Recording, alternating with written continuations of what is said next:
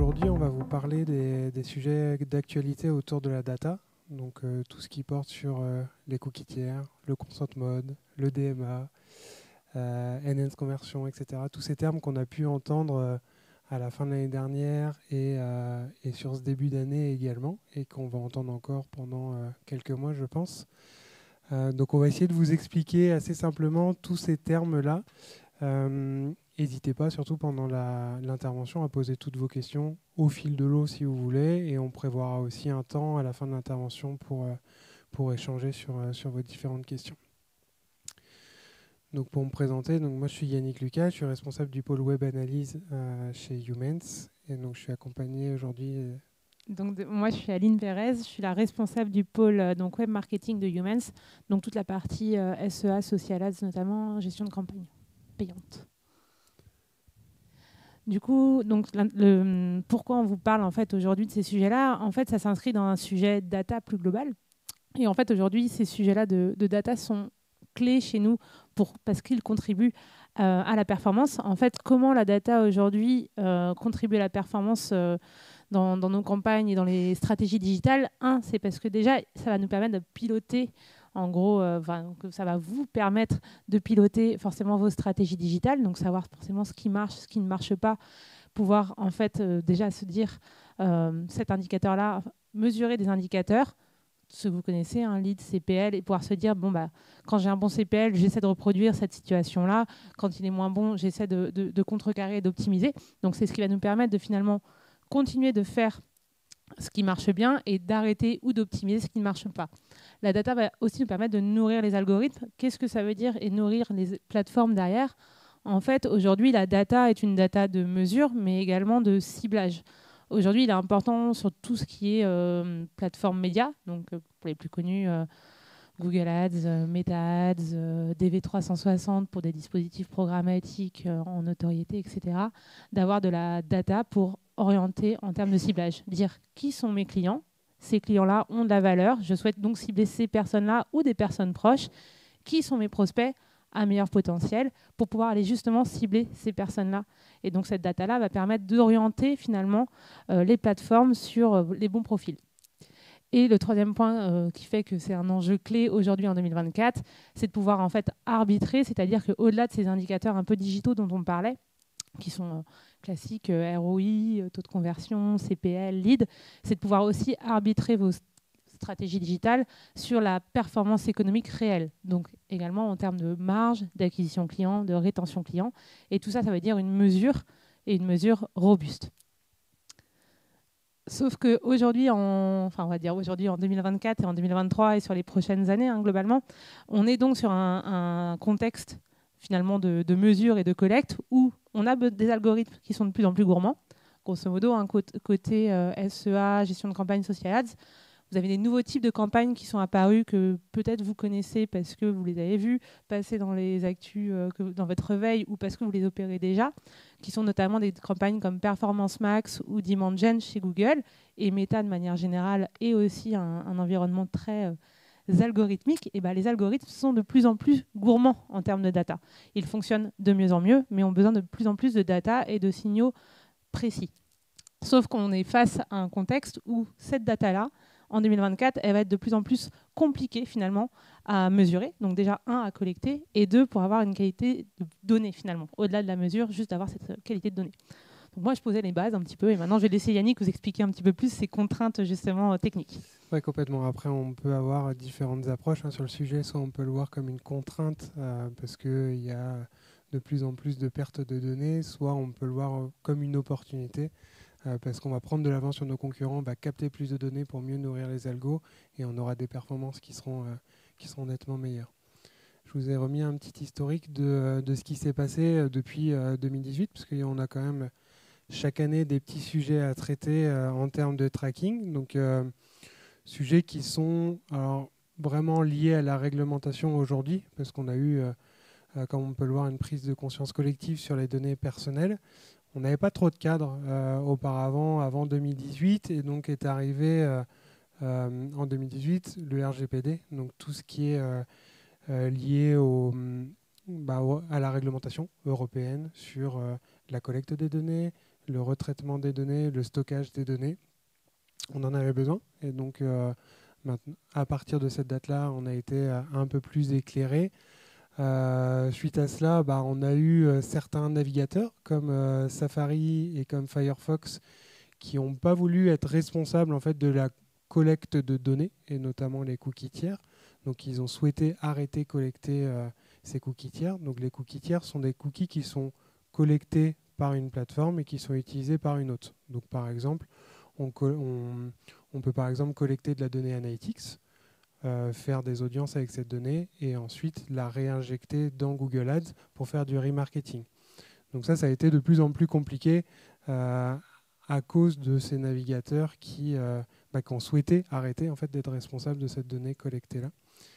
Donc Safari a mis des choses en place, Firefox également, et donc on attend toujours que Chrome arrête également la fin de collecte des cookies tiers. Donc ça devait être normalement pour cette fin de premier semestre, et finalement ça a été décalé à la fin de l'année, et ce sera peut-être même un peu plus tard.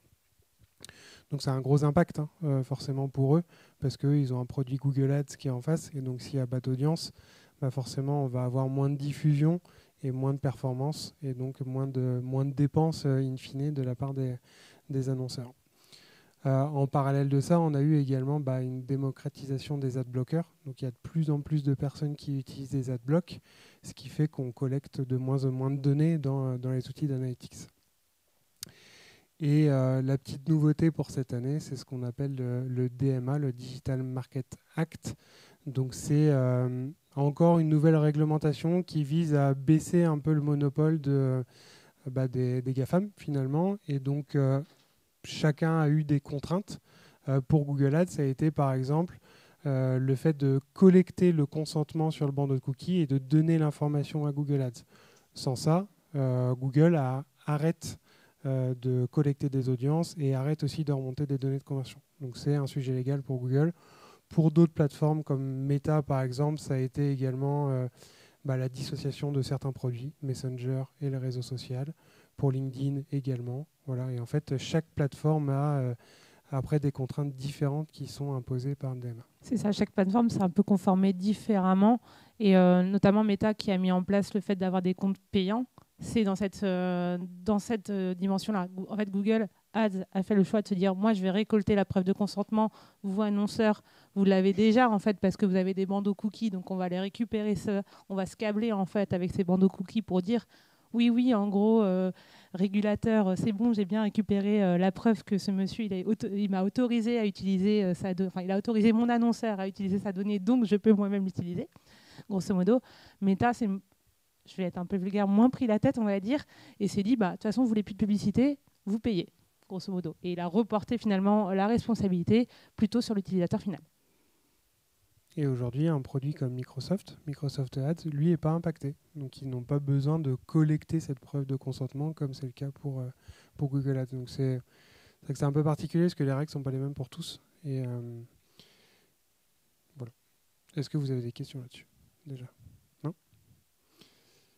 Je vous ai représenté ici un peu les pertes de données qu'on peut avoir avec tous ces impacts liés à la réglementation et liés à la technique également. Donc si on prend par exemple ici un site qui a 100% de son trafic, mécaniquement avec le bandeau de cookies, alors que je n'ai pas évoqué juste avant, mais qui a été imposé par la CNIL depuis 2019, on va perdre mécaniquement de la donnée. Parce que si on souhaite déclencher des tags qui sont soumis à consentement comme les tags Google Analytics, on est obligé d'avoir l'acceptation de l'internaute. Donc après, c'est son choix. Il a le droit de refuser, donc on va perdre de la data mécaniquement.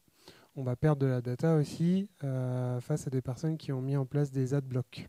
Donc on a des façons de contourner, je vais vous le montrer juste après. Mais si on a un tracking dit standard, on va dire, on va perdre également de la data parce que les tags ne vont pas pouvoir se déclencher. Et là où on va perdre encore plus par la suite, c'est avec l'arrêt des cookies tiers. Donc, gros impact en tout cas sur les datas qu'on peut avoir et également avec le DMA où on va perdre de la donnée si jamais on ne l'a pas mis en place. Donc vous voyez qu'au fil de l'eau, en fait, on va perdre beaucoup de données si on ne met pas des actions en place, donc que ce soit au niveau du légal ou au niveau du technique. C'est ça. Concrètement, ça veut dire que pour vous, annonceurs, ou pour même nous, agences, concrètement, moi, quand j'ai commencé mon métier, j'avais quasi 100% de la donnée. Donc, quand vous aviez 100 visiteurs, je savais sur les 100 visiteurs combien convertissaient. Et ma donnée, en fait, pour prendre des décisions, était hyper fiable. Et donc, aujourd'hui, on prend des données, et même vous prenez vous prenez des décisions, et on prend des décisions sur une donnée qui est très, du coup, parcellaire, qui n'est pas du tout la représentative forcément de toutes les personnes qui viennent sur votre site. Et donc, même quand vous mesurez finalement dans GA4, potentiellement sur Google Analytics, vos données, vous avez une partie de votre information qui est parcellaire. Et c'est ce qui explique tous les écarts que vous pouvez avoir avec vos back-office notamment. Ce sont maintenant en fait des outils de tendance. Et auparavant, on pouvait se dire c'est alarmant, j'ai plus de 5% d'écart entre mon CRM et l'analytics. Aujourd'hui, ça devient normal et la norme est encore plus importante, c'est 35% d'écart, 40% d'écart. Après, on a des moyens de reconstituer les données parce qu'on sait à peu près combien on peut en perdre par rapport au volume d'affichage des bandeaux de cookies et au refus. Mais ça reste de la reconstitution de données qu'on doit faire. On n'a pas 100% de la donnée directement dans nos outils. En sachant que donc, le gros revirement, les cookies tiers, c'était grosso modo un peu prévu. On en parlait quand même depuis plusieurs années. On était plutôt sur du décalage de date. DMA, en fait, ça a été communiqué en décembre de l'année dernière. Donc, c'est vraiment arrivé un peu en mode wow, ça nous tombe dessus. Et pour moi, il faut être prêt. Et il faut que vous soyez prêts, vous, annonceurs. Et concrètement, DMA, l'impact, parce que parfois, ce n'est pas forcément très parlant pour vous, peut-être de l'impact, c'est si vous faites des campagnes en fait, sur Google Ads aujourd'hui, donc du search, du display, du shopping, typiquement, ça veut dire que depuis mars, si vous n'avez pas cette preuve de consentement et instauré la solution dont va vous parler Yannick, qui s'appelle Consent Mode, en fait, vos audiences sont en train de se vider au fur et à mesure. Donc, ça veut dire que c'est comme si votre réservoir de data, de ciblage en tout cas, diminuait et qu'il fallait aller refaire un peu le plein d'essence. Parce qu'en gros, Google ne va pas recharger ses audiences tant que vous n'aurez pas transmis cette preuve de consentement. En fait, il ne veut pas être responsable d'une donnée collectée illégalement. Donc, on doit lui donner la preuve du consentement. C'est ça. Donc ça, c'était dès mars. Et le deuxième impact, et sur celui-là, on n'a pas encore forcément de timing donné.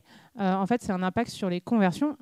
Pour nous, en gros, gestionnaire de campagne, un des gros éléments, c'est forcément d'alimenter les campagnes, donc l'algorithme, mais aussi nous, dans ce qu'on fait en termes de pilotage manuel en plus, sur telle campagne, tel mot-clé, tel groupe d'annonces, telle annonce a généré un lead ou une vente. Donc, cool, celle-là, je vais essayer de capitaliser dessus. A contrario, celle-là n'a pas bien marché, je vais essayer de l'améliorer.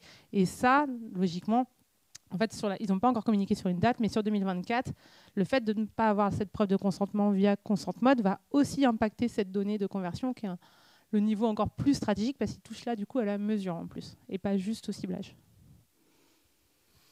Donc, du coup, il y a des moyens pour aller recapter cette donnée qu'on a perdue. Alors déjà, la première étape, c'est d'avoir un bandeau qui est conforme RGPD et surtout d'avoir un bandeau qui soit optimisé pour la collecte.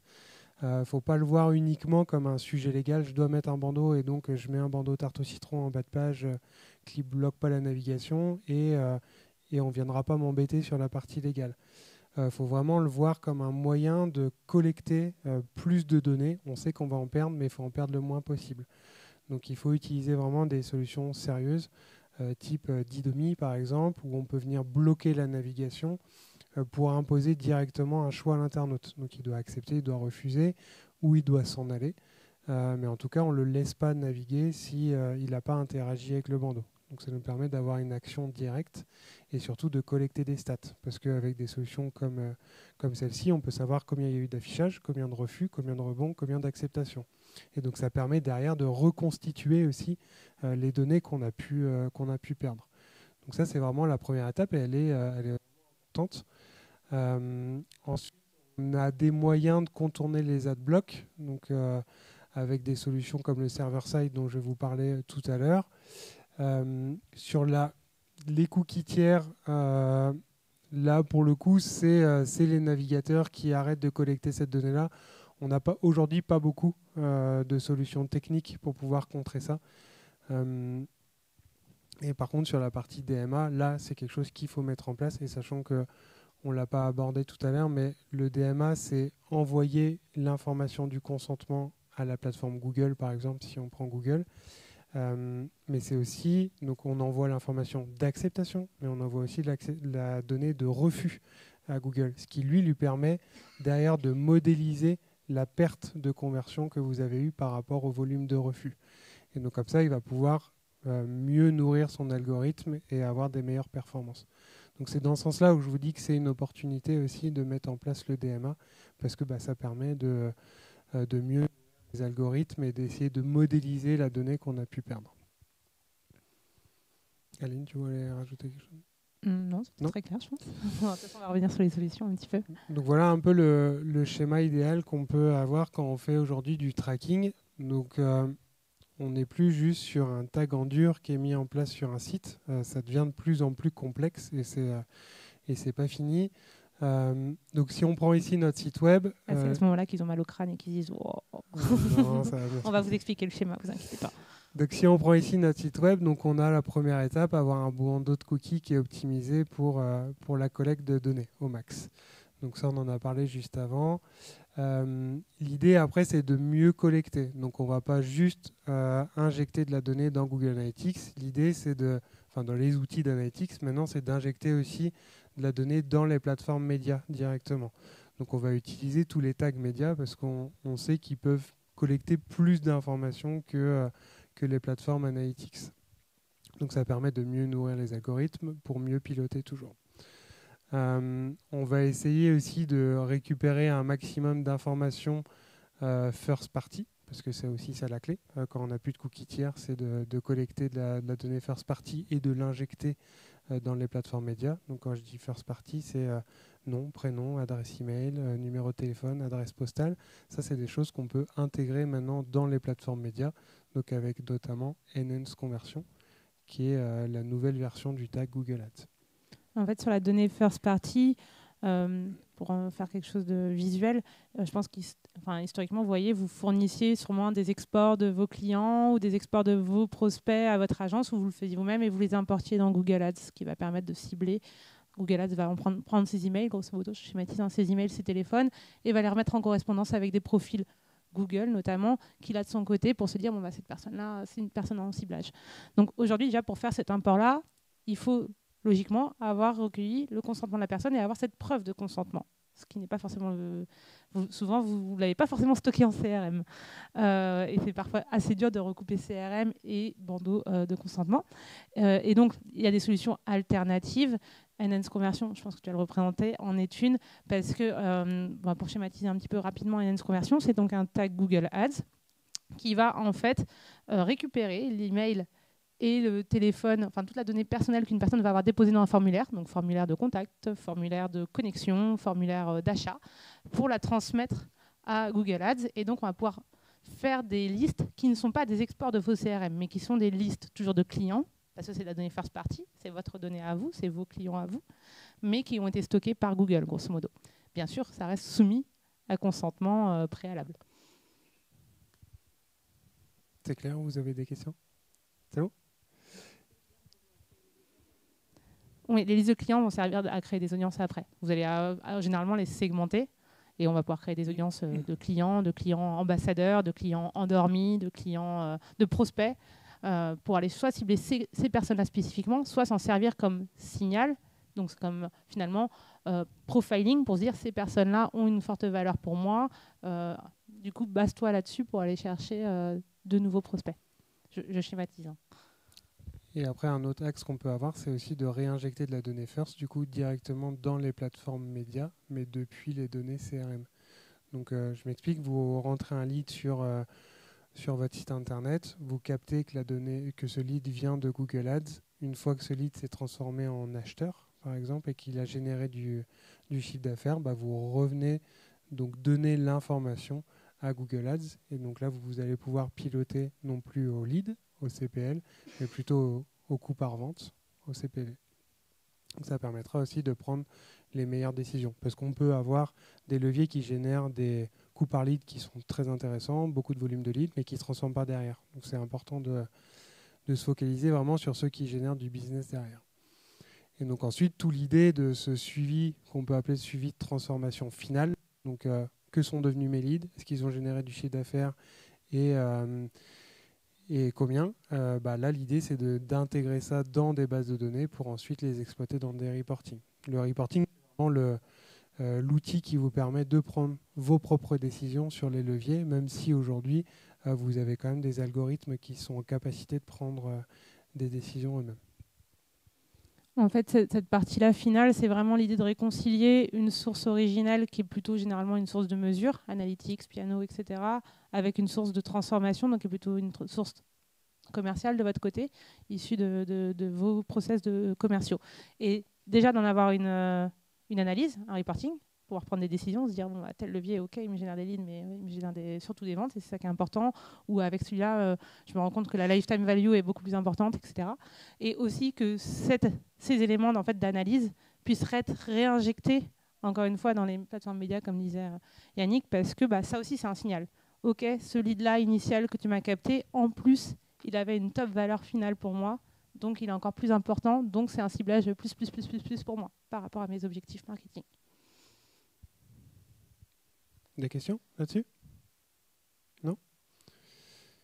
Et donc après, ça aurait été trop simple si on ne rajoutait pas une surcouche. Vous avez peut-être entendu parler de ce qu'on appelle le server-side.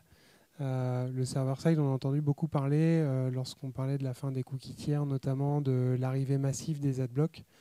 Le server-side, ça permet beaucoup de choses. Ça permet de contourner les adblocks, notamment. Donc on va plus se baser forcément sur les données des navigateurs que eux ne veulent plus collecter. Alors si on retourne sur le schéma qu'on avait tout à l'heure, depuis 2018-2019, on a Safari et Firefox qui ne collectent plus les cookies tiers, qui ne veulent plus transporter de la donnée en fait, et Chrome demain. Donc du coup, pour contourner ça, on peut utiliser ce qu'on appelle le server-side. Donc ça va gommer tous les bugs techniques qu'on peut avoir. Par exemple, une personne qui va sur une plateforme de paiement et qui ne revient pas sur la page de confirmation de commande si vous êtes e-commerçant, si vous êtes avec du tracking classique, vous n'allez pas leur remonter la vente dans Google Analytics. Par contre, lorsque vous êtes sur du server-side, il faut imaginer qu'à partir du moment où la vente rentre dans le CRM, vous allez pouvoir la remonter dans votre outil d'Analytics. Donc ça permet de collecter encore plus de données. Donc c'est une brique un peu supplémentaire. Donc on capte la donnée, on l'envoie sur ce serveur qui, elle, ensuite va aller nourrir les différentes plateformes médias. Du coup, pour résumer un petit peu, juste sur les parce qu'on sait que c'est plein de termes techniques, si on reprend un peu l'ensemble, en fait, Consent Mode, donc c'est une solution de Google qui vise plutôt à, récolter la preuve de consentement pour la transmettre à Google, donc qui joue plutôt sur la partie RGPD, et qui, dans sa version un peu élaborée, fait une modélisation, va essayer de modéliser vos données perdues pour vous dire si vous étiez sur une base 100%, donc combien vous auriez eu de sessions réellement, combien vous auriez eu de conversion, donc de lead ou de vente. Ça, c'est pour la partie Consent Mode. Enhanced Conversion, c'est encore une fois plutôt une solution Google, c'est un tag Google Ads qui va permettre de plutôt se dire les gens qui vont avoir un adblocker, ont des soucis de perte de cookies, donc que j'ai du mal à reconstituer dans les chemins, sont passés d'une device à l'autre, mais dont j'ai l'email et le téléphone, eux, je les recapte parce que Google va les stocker et va faire des correspondances par rapport à des profils qu'il a de son côté. Et server-side, pareil, plutôt une solution de contournement de la disparition des cookies tiers. Donc en gros, Consent Mode joue sur plutôt la partie légale et Enhanced Conversion et server-side plutôt sur la partie technique de notre premier schéma. Donc là, en fait, on est sur le schéma idéal pour collecter un maximum de données. Je vous ai mis ici un exemple de reporting. Donc c'est indispensable d'avoir un reporting qui vous permette de prendre les bonnes décisions. Si on met du tracking en place sur un site, c'est pour faire un reporting, c'est pour prendre des décisions derrière. MV Report, c'est le nom de notre produit. Donc là, vous pouvez apercevoir quelques graphiques qui sont présentés. Il faut vraiment mettre en avant les KPI qui vont vous servir. Si vous êtes e-commerçant, c'est le chiffre d'affaires, le ROI, qu'on peut appeler le COS, qui vont vous permettre de prendre des décisions, de comparer les différents leviers entre eux. Si on est sur un acteur du lead, ça va être le CPL, le volume de lead, et le CPV si on va jusqu'à la partie vente. Et donc juste pour finir sur pourquoi en fait on parle de ces solutions-là et de l'intérêt de ce qu'on disait au début de la data, c'est juste la base et le carburant de toute campagne, de toute strat.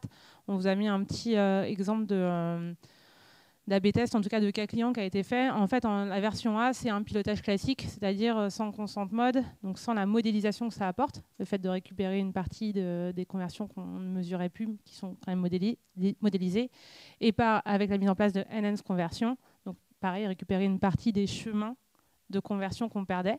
Donc en gros, schéma classique de j'ai un tagging, mais pas dingue. Et le schéma 2, c'est avec ces solutions-là, en fait.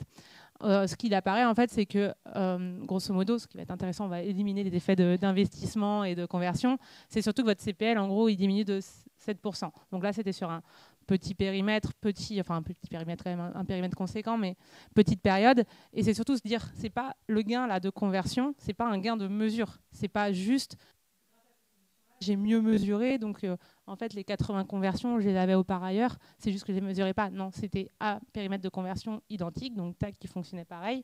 C'est un gain de conversion permis par le fait d'avoir mieux alimenté les algorithmes en data. Parce qu'avec ces solutions-là, il a mieux compris comment la personne était arrivée jusqu'à une conversion, donc à une captation, lead, achat, parce qu'il a récupéré une partie de signaux plus forts, parce qu'il a mieux compris qui étaient vos prospects, mieux vos clients. Donc il y a vraiment un impact sur la performance en tant que telle. Et donc ça, c'était pour le petit cas client. Et pour un petit peu le mot de la fin, donc on y est, en plus on m'a dit qu'il reste 5 minutes, donc on est bien en timing. En gros, c'est juste pour reboucler, là, tout ce qu'on vous a présenté avec Yannick, ça, ce sont les solutions de mesure durable. Le but de la mesure, c'est bien sûr de mesurer l'impact de vos actions et deuxième point, d'enrichir toutes vos données de ciblage. Ce n'est pas une fin en soi, c'est juste le socle, et c'est un socle qui est très, très, très, très important. Après, vu les enjeux qui vont arriver sur, justement avec la disparition des cookies tiers, il y a tout un enjeu de ciblage, comme vous l'avez compris. Toute cette partie de données sert au ciblage.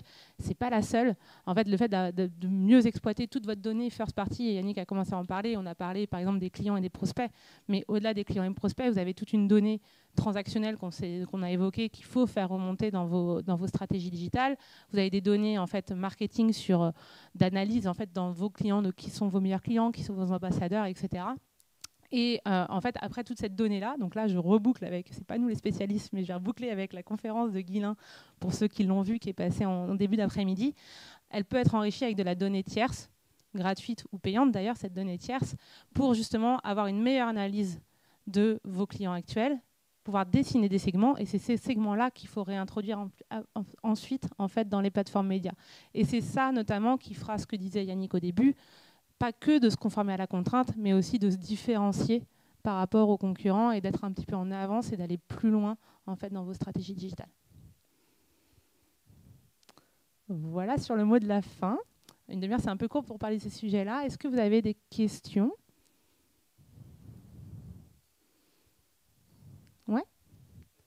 Il faut passer le micro peut-être. Je ne sais pas si... Attends, je vais aller faire...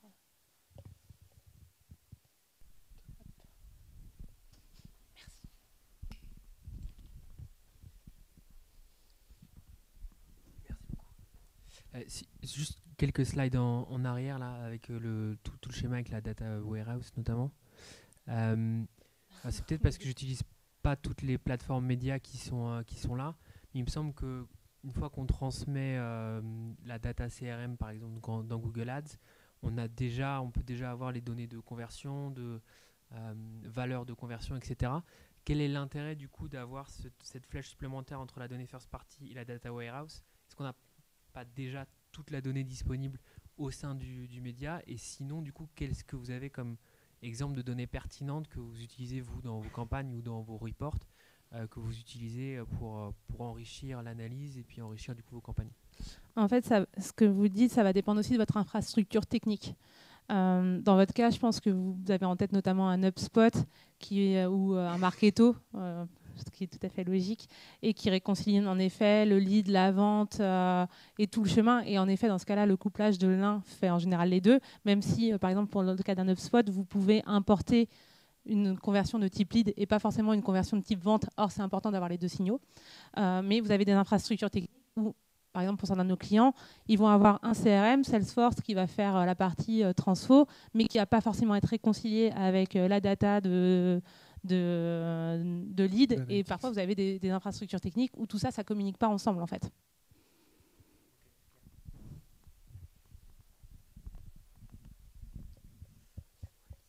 Bonjour.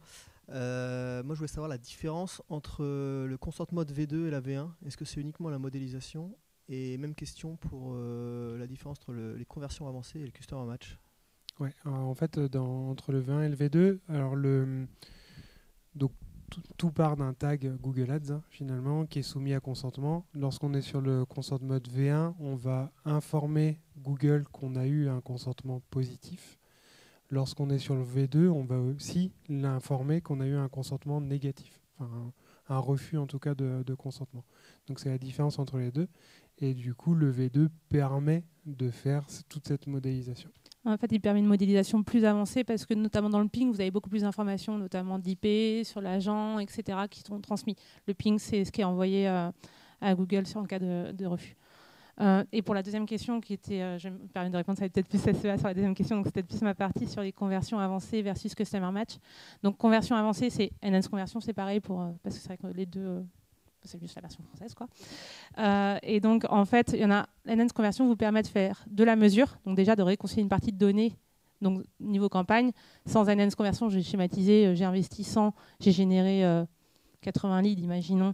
Mais je ne les mesure pas tous parce que j'en ai perdu une partie, parce qu'ils ont changé de device. Avec Enhanced, je vais peut-être en avoir 86 grâce à la donnée mesurée supplémentaire et ça me permet de faire des audiences.